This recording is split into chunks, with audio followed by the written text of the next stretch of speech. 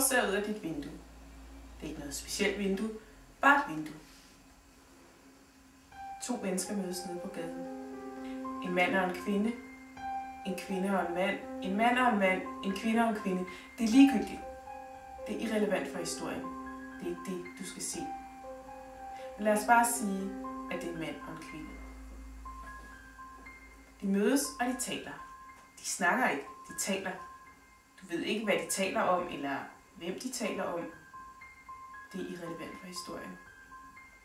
Men du ved, at de taler om noget eller nogen, for det kan du se og fornemme. Måske taler de om dengang, de gik i skole sammen. Eller om, at de er trætte af hinanden.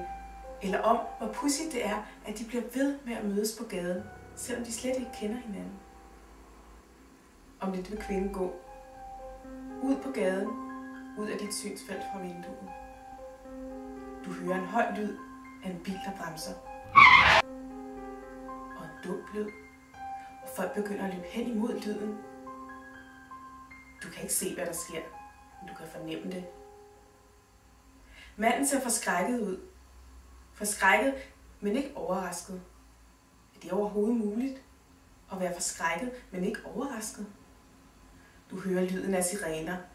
Højere og højere, og du kan ikke lide lyden af sirener. De minder dig om noget dårligt, dårlige minder fra din barndom. Om død, om ødelæggelse, om at miste. Og sirenerne bliver højere og højere, og du kan næsten ikke holde det ud, og du vil holde dig for ørerne, og du får det rigtig dårligt. Men kvinden trækker stadigvæk vejret.